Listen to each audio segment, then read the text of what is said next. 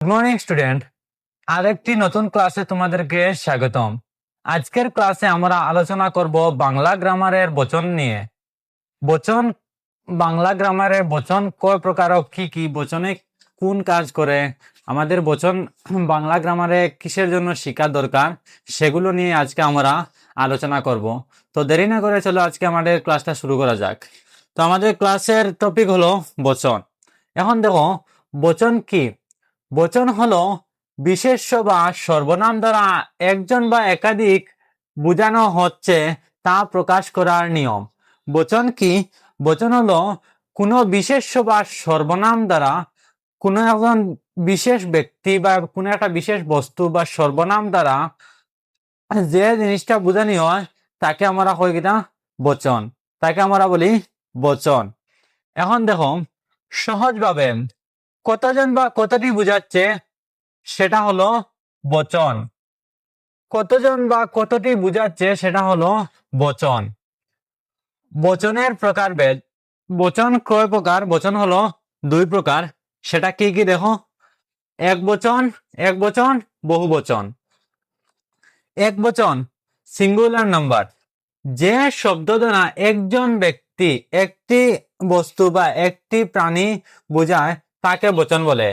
যে শব্দ দ্বারা কোনো একজন মানুষ, কোনো একটি বস্তু বা কোনো একটা জিনিসের বিষয়ে কইব তারা কইব কিতা আমরা বচন। আর ইংরেজিতে কইলে আমরা কিতা কইমু? ইংরেজিতে কইমু সিঙ্গুলার নাম্বার। এখন দেখো উদাহরণ, ছেলে, বই, গাছ, আমি, সবগুলোতে একটি মাত্র বোঝাচ্ছে।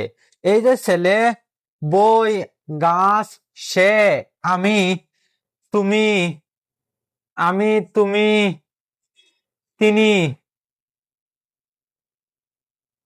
এই সব শব্দতেই কিন্তু একটা জিনিস বোঝাচ্ছে। আর এগুলো হলো গিয়ে এক বচন, যেটাকে আমরা ইংরেজিতে বলতে পারি সিঙ্গুলার নাম্বার। এর বহু বচন পুরেল নাম্বার, যে শব্দ দ্বারা একাধিক বস্তু, যে শব্দ দ্বারা একাধিক ব্যক্তি, বস্তু বা প্রাণী বোঝায় তাকে বহুবচন বলে। যে শব্দ দ্বারা একাধিক বস্তু বা একাধিক প্রাণী বা একাধিক ব্যক্তি বোঝায় তাকে পুরের নাম্বার বলে।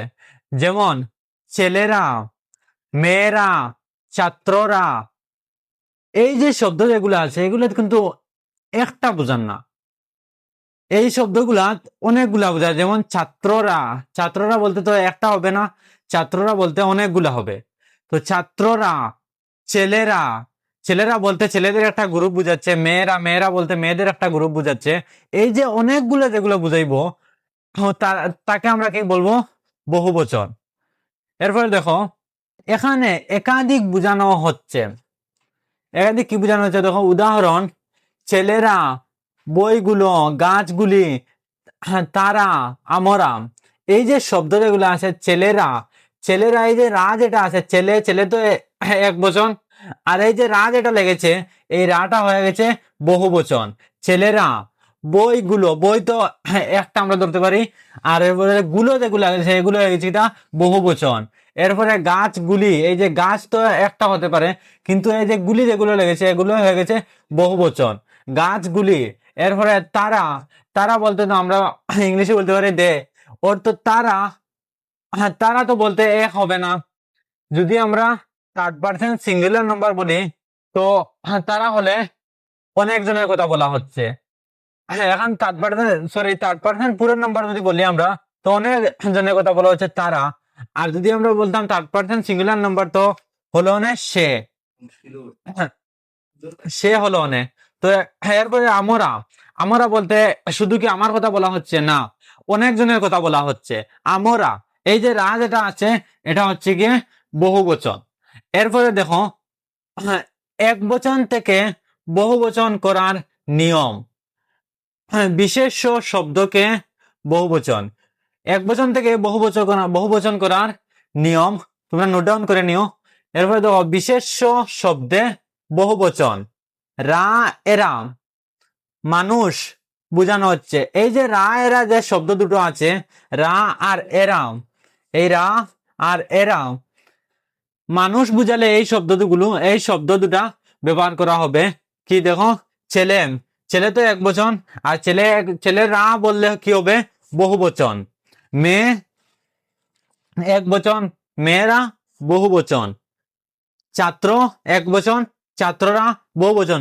এই যে রা শব্দ যেটা আছে, রা এটা যুক্ত হয়ে কি হয়ে গেছে, বহু বচন। যেমন ছিল ছিল কি, ছেলে, এই যে ছিল ছেলে, আর এই রাটা যুক্ত হয়ে কি হয়েছে, রাটা যুক্ত হয়ে গেছে কি, ছেলেরা, ছেলে, সরি ছেলে,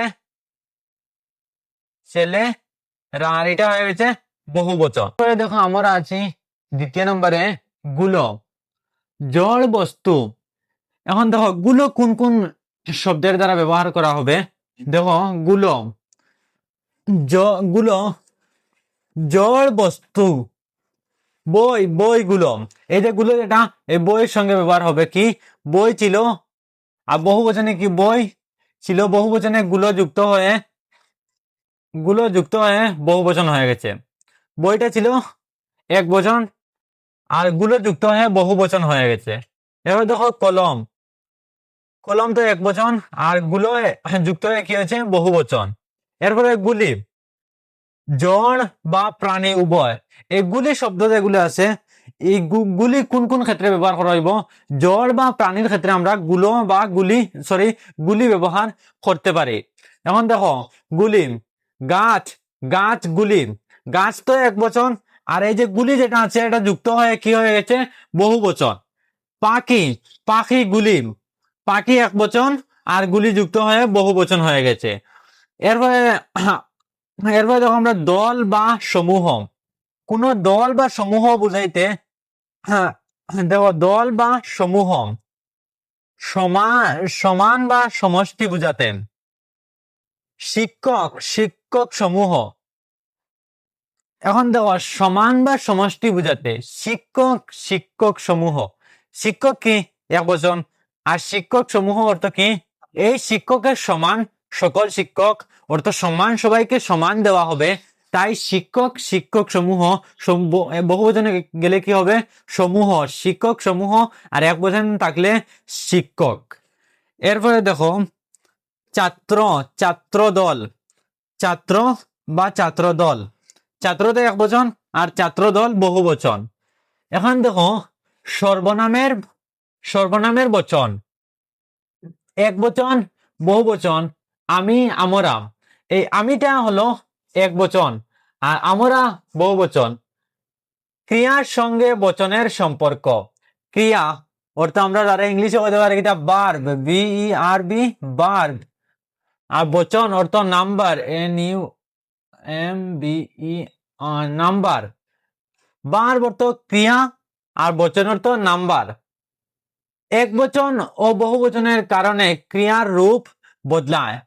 এখন দেখো আমরা ইংরেজিতে হইতে পারে কিনা, সিঙ্গুলার নাম্বার, প্লুরাল নাম্বার। যেমন singular, third person singular number হইলে কি হইব, হি অর শি। আর থার্ড পারসন প্লুরাল নাম্বার হইলে কি দেবো, দে অর দেম। তো ঠিক সেরকম বাংলাতে হইলে কি হবে, দেখো এক বচন, বহু বচন। আর আমরা কইতে কিটা, এক বচন ও বহু বচনের কারণে ক্রিয়ার রূপ বদলায়। এক বচনে যদি থাকে সে, বহু বচনে গেলে কি হয়ে যাবে, তাহারা। কি হবে, তাহারা। বহু বচনে গেলে হবে তাহারা। উদাহরণ দেখো, সে যায়, তারা যায়, তারা বা তাহারা যায়। সে যায়, সেটা হলো গিয়া এক বচন। তাহারা যায় অর্থ বহু বচন। এবার দেখো আমি করি, আমি কাজটি করেছিলাম, আমি কাজটি করব, আমি ওখানে যাব, আমি স্কুলে যাব। এইসব কিনা ফার্স্ট পারসন সিঙ্গুলার নাম্বার, অর্থ আমি করি, আমি কাজটি করি। আমরা করি অর্থ কিনা ফার্স্ট পারসন প্লুরাল নাম্বার, আমরা করি বহু বচন। এটা বলবো কি কিনা, বহু বচন। আমরা করি, আমরা করেছিলাম, আমরা করব, আমরা গিয়েছিলাম, আমরা গান শুনেছিলাম। এইসব শব্দগুলো কি ফার্স্ট পারসন প্লুরাল নাম্বার, অর্থ বহু বচন। এরপরে দেখো সম্মানার্থে বহু বচন। সম্মানার্থে বহুবচন কোনো একজন ব্যক্তিকে বা কোনো জিনিসকে বা কোনো বস্তুকে বা কোনো জায়গার সম্মান বোঝাতে, কোনো ব্যক্তির সম্মান বোঝাতে, কোনো সম্মানীয় ব্যক্তিকে বোঝাতে, এইসবকে কি বলে? দেখো, সম্মানার্থে বহুবচন। কখনো একজনকে সম্মান দেখাতে বহুবচন ব্যবহার করা হয়। কোনো কোনো সময় বহুবচন কোনো কোনো সময়ে বহুবচন একজন ব্যক্তি বা একটি বস্তু বা কোনো একটি জায়গাকে সম্মান বোঝাতে বহুবচনটাও ব্যবহার করা হয় মাঝে মধ্যে বা কোনো কোনো সময়ে। এখন দেখো উদাহরণ, বাবা আসছেন। এখন আমি এখানে বলতে পারবো কি যে বাবা আসে, বাবা আসে। আমার বাবাকে আমি বলতে পারবো কি বাবা আসে? না, আমি বলবো কি বাবা আসছেন। তো আসছেন যে শব্দটা, এটা হলো গিয়ে বহুবচন। এরপর দেখো শিক্ষক বলেছেন, আমি এটা বলতে পারবো কি যে শিক্ষক বলে। শিক্ষক, এটা মুছে ফেললাম, এটাকে আমি মুছে ফেললাম। দেখো শিক্ষক বলে, শিক্ষক তো এক বচন। এই যে শিক্ষক যেটা শব্দ, এটা তো এক বচন। আর আমি বলেটা হলো কি এক বচন। আমি এখানে লিখতে পারবো কি শিক্ষক বলে? না, শিক্ষক কারণ একজন সম্মানের পাত্র বা সম্মানীয় ব্যক্তি। তো আমি কি বলতে লাগবো? শিক্ষক বলেছেন। শিক্ষক বলেছেন, আমার কি বলতে লাগবে? শিক্ষক শিক্ষক বলেছেন। কি বলতে লাগবে? শিক্ষক বলেছেন। এই বলেছেন যে শব্দটা, এটা আবার হয়ে যাবে আমাদের বহুবচন, আর শিক্ষকটা এক বচন। তো আমাদের সংজ্ঞাতে কি বলেছে দেখো, সম্মানার্থে বহুবচন কখনো একজনকে সম্মান দেখাতে বহুবচন ব্যবহার করা হয়। এই যে আমি বললাম যে শিক্ষক শিক্ষক বলেছেন, আমি এটা এরকম বলতে পারবো কি যে শিক্ষক বলে। শিক্ষক হলেন একজন সম্মানের পাত্র বা সম্মানীয় ব্যক্তি। তো আমার এটা বলতে হবে শিক্ষক বলেছেন, ওনাকে সম্মান জানিয়ে বলতে হবে শিক্ষক বলেছেন। তো শিক্ষক বলেছেন, এই বলেছেন শব্দটা, এটা হলো বহুবচন, আর শিক্ষক হলো এক বচন। তো আমাদের সংজ্ঞায় কি বলেছে দেখো, সম্মানার্থে বহুবচন কখনো একজনকে সম্মান দেখাতে বহুবচন ব্যবহার করা হয়। আশা করি তোমরা এতটুকু বুঝতে পেরেছো। এখন আমরা এসেছিলাম এতটুকু, ব্যক্তি একজন কিন্তু ক্রিয়া বহুবচনের মতো। যেমন বচন সংক্রান্ত তথ্যগুলো পূর্ণ টিপস। দেখো বচন সংক্রান্ত, ব্যক্তি একজন কিন্তু ক্রিয়া বহুবচনের মতো। দেখো ব্যক্তি একজন, বচন থাকবো এক বচন, কিন্তু বচনের যে বার বা ক্রিয়া যেটা থাকবো, এটা থাকবো কিতাব বহুবচন। তো এরকম কয়েকটা শব্দ আমরা এখন দেখবো। তো দেখো বচন সংক্রান্ত গুরুত্বপূর্ণ টিপস। বচন সংক্রান্ত গুরুত্বপূর্ণ টিপস, সব শব্দের বহুবচন হয় না। প্রথম এক নম্বর পয়েন্ট হচ্ছে কিটা, সব শব্দের বহুবচন হয় না। অনেক শব্দ আছে যেগুলো কিটা এক বচনে যেরকম থাকে বহুবচনের ঠিক সেই রকম থাকে, এই শব্দগুলো কিটা হয় না, বহুবচন হয় না। তো দেখো বাব, বাব বচন সব বিশেষ্যের বহুবচন হয় না। এই যে বাব, বাব বচন বিশেষ্যের বহুবচন হয় না। বাব যে আছে, বাব যেমন দয়া, প্রেম, ঘৃণা, এই যে বাব যে শব্দ যেগুলো আছে, বাব দয়া, মায়া, প্রেম, ভালোবাসা, এই শব্দ যেগুলো আছে এগুলোর কিন্তু বহুবচন হয় না। যেমন দেখো দয়া, তুমি কাউকে তুমি কাউকে কিছু দিলেন, যেমন ধরো তোমার বন্ধুর একটা পেন নেই, তুমি তাকে পেনটা দিয়ে সাহায্য করলে লেখার জন্য। তো তুমি তাকে কি করলে? দয়া করলে। এই যে দয়াটা করলে, তুমি কি দয়াগুলো করেছো? না, তুমি কি করেছো? দয়া করেছো, তাকে একটি কলম দিয়েছো। এই যে দয়া শব্দ যেটা আছে, এই দয়াটা কি এক বচন। এক বচনে যেরকম ব্যবহার হবে, বহু বচনে ঠিক সেরকম ব্যবহার হবে। এরপরে আমাদের কি আছে? প্রেম, ভালোবাসা, এই যে শব্দ যেগুলো আছে এক বচনে যেরকম থাকবে, তাহারা আমাকে ভালোবাসে। তাহারা বলতে কি বলেছে? তাহারা, এই দেখো তাহারা, তাহারা আমাকে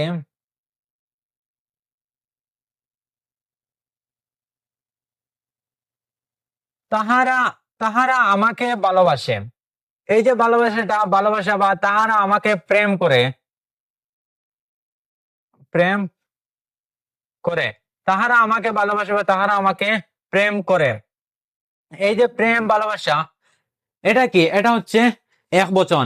এক বচনে যেরকম ব্যবহার হবে ঠিক সেরকম বহু বচনেও ব্যবহার হবে। যেমন ধরো তাহারা, তাহারা শব্দটা কি? তাহারা, তাহারা হচ্ছে বহু বচন। আর এখানে আবার কি ব্যবহার হয়েছে? প্রেম বা ভালোবাসা, এটা হচ্ছে এক বচন। আমরা বলতে তো পারি সে আমাকে ভালোবাসে, সে আমাকে ভালোবাসে, সে আমাকে ভালোবাসে। সেটা কি? সেটা হচ্ছে গিয়ে এক বচন। কিন্তু তাহারাটা কি? তাহারা হচ্ছে কি বহু বচন। কিন্তু এই ভালোবাসা বা প্রেম শব্দ যেগুলো আছে এগুলো কি পরিবর্তন হয়েছে। এক বচনে যেরকম ব্যবহার হয়েছে বহু বচনে ঠিক সেই রকম ব্যবহার হয়েছে। এরপরে দেখো আমাদের আরেকটা আছে কি? ঘৃণা। এই যে ঘৃণা, এটাও কি একটা ভাব। ঘৃণা কি? একটা ভাব শব্দ। ঘৃণা আমার ঘৃণা, প্রেম, ভালোবাসা, দয়া, এই সবগুলো হচ্ছে ভাব দেখানো। তো ঘৃণা, তাহারা আমাকে ঘৃণা করে, তাহারা আমাকে সহ্য করতে পারে না, তাহারা আমাকে ঘৃণা করে। বা কি আছে? সে আমাকে ঘৃণা করে। এই যে ঘৃণা শব্দটা, এটা কি এক বচনে যেরকম ব্যবহার হবে বহু বচনে ঠিক সেই রকম ব্যবহার হবে। এটার কোনো বহু বচন মানে বচন পরিবর্তন হবে না। কিন্তু এই যে বার বা ক্রিয়া যেটা পাবো ওটার কি হবে? বহু বচন বা এক বচনে পরিবর্তন হবে। এবার দেখো পরীক্ষায় আসতে পারে এমসিকিউ টাইপ। পরীক্ষায় আসতে পারে এরকম কিছু শব্দ, যেমন প্রশ্ন ছাত্ররা শব্দটি কোন বচন? এই যে ছাত্ররা, তোমরা এটা ছাত্ররা কোন বচন? ছাত্ররা, এই যে ছাত্ররা শব্দ একটা প্রশ্ন দিয়ে দিয়েছে যে ছাত্ররা, ছাত্ররা কোন বচন? আমরা আগেই পড়েছি যে রা শব্দটা থাকলে কি হবে? রা যুক্ত থাকলে হয়ে যাবে বহু বচন। তো এটা হবে কি? বহু বচন। ছাত্ররা হবে বহু বচন, ছাত্ররা হবে বহু বচন। এরপরে প্রশ্ন আছে কি? আমি কোন বচন? এই যে আমি শব্দ যেটা আছে এটা হবে গিয়ে এক বচন, এক বচন বা singular number, singular number, singular number বা এক বচন। তো আজকের ক্লাস আমাদের এখানেই সম্পূর্ণ হয়ে গেল। আশা করি তোমাদের ভিডিওটা অনেক ভালো লাগবে। আজকের ক্লাসটা যদি তোমাদের জন্য হেল্পফুল হয় তো আমাদের চ্যানেলটি সাবস্ক্রাইব করবে এবং ভিডিওটি অন্যকে শেয়ার করে দেবে যাদের এই ভিডিওটা প্রয়োজন।